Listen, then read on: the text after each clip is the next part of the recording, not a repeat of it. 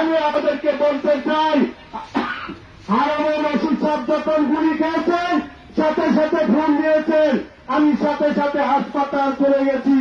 হারাম রশিদ খানের যখন অপারেশন হয়েছে, সিরাজুল ইসলাম মোল্লা সাহেব উনি বাইরে এসে সাংবাদিকের সাথে ব্রিফিং দিয়েছেন। কি বলেছেন?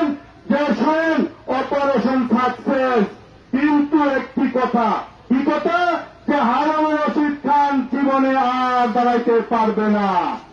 আমি বলতে চাই সিরাজুল ইসলাম মোল্লাকে, আজকে আপনি হারুন রশিদ খান সাহেবকে দিয়ে আপনি ব্যবসা শুরু করেছেন। আমি বলতে চাই যে আপনি বলেছেন যদি আপনি হারুন রশিদ খানকে ভালোবাসতেন তাহলে আপনি বলতেন না যে উনি হুইল চেয়ার ছাড়া চলাফেরা করতে পারবে না। তাই আমি বলতে চাই আজকে এখানে সাংবাদিক বাইরে আছেন, আপনাকে উদ্দেশ্য করে আমি বলতে চাই যে সিরাজুল ইসলাম মোল্লা কিভাবে জানে যে হারুন রশিদ খান যে হুইল চেয়ার ছাড়া বাকি জীবন চলতে পারবে না। ওনার নেতা কর্মীদের মনোবল দুর্বল করার জন্য উনি কিন্তু এই ষড়যন্ত্র করেছেন। আমি বলতে চাই কিছুদিন আগে উনি ইটাখোলা জনসভায় বলেছেন শিবপুর নাকি আরেকটি মার্ডার হলে ওনার কাছে খবর আছে। উনি খবর থাকতেই পারে, আমি বলতে চাই, কারণ উনি টেকনাফ থেকে তেঁতুলিয়ার খবর রাখেন। এই সিরাজুল ইসলাম মোল্লা মাফিয়ার দল। আপনারা জানেন 2001 সালে আপনারা জানেন এই সিরাজুল ইসলাম মোল্লা 9 মন সম্মানেও ধরা খেয়েছিল। ইয়ার পরে তখন মান্নাঙ্গিয়ার সাথে আতায়াত করে উনি মুক্তি পেয়েছেন 9 মাস জেল থেকে। তাই আমি বলতে চাই চোরের মাল বড় বড়া, আপনার এই টাকার বাহাদুরি থাকবে না। শিবপুরের জনগণ আপনার এই টাকার বাহাদুরি থাকতে দিবে না। শিবপুরের জনগণ জবাব দিয়ে দিবে। সিরাজুল ইসলাম মোল্লা অপেক্ষা করেন, সকল ষড়যন্ত্র করেছেন আপনি, সকল ষড়যন্ত্র প্রকাশ হবে।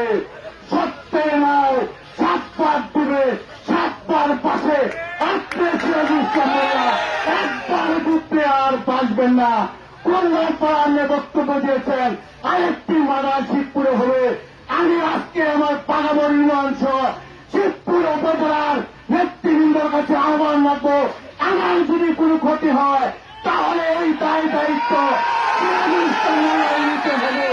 সিরাজুল ইসলাম মোল্লা কল্যাণ পর বক্তব্য দিয়ে উস্কানি দিয়ে গেছেন, যারা আমার বাবাকে হত্যা করেছে, যারা আমার ভাইকে হত্যা করেছে তাদের সাথে মিটিং করে উনি বক্তব্য দিয়েছেন যে বাড়িটির হত্যাকাণ্ড হবে শিবপুর। তিনি জানেন, আমি মনে করি এই সিরাজুল ইসলাম মোল্লা আমার বিরুদ্ধে আমাকে হত্যা করার জন্য অনেক ষড়যন্ত্র করেছে, এখনো ষড়যন্ত্র অব্যাহত আছে। পাগাবার ইউনিয়নের জনগণ আমার সাথে আছে, কোন ষড়যন্ত্রে আমাকে রুখতে পারবে না ইনশাআল্লাহ। আমি সর্বশেষ এখানে অনেক নেতৃবৃন্দ আছে, নেতৃবৃন্দের জবাব বক্তব্য রাখবেন। আমি বলতে চাই বঙ্গবন্ধু সহ যারা 15 আগস্টে শহীদ হয়েছে সকল শহীদের আত্মার মাগফিরাত কামনা করি। আমি জননেত্রী শেখ হাসিনা সুস্থতা কামনা করি। আমি জননেত্রী শেখ হাসিনাকে বলবো, আমি বলতে চাই যিনি আপনার নৌকার একজনকে হত্যা করেছে সেই সিরাজুল ইসলাম মোল্লা কিভাবে নরসিংদী জেলা সভাপতি হয়। আমি আপনার কাছে সেই দাবি রেখে আমি আমার বক্তব্য শেষ করছি। সকলে সুস্বাস্থ্য দীর্ঘায়ু কামনা করে আমার বক্তব্য শেষ করছি। জয় বাংলা, জয় বঙ্গবন্ধু। ধন্যবাদ সবাইকে। সম্মানিত উপস্থিতি,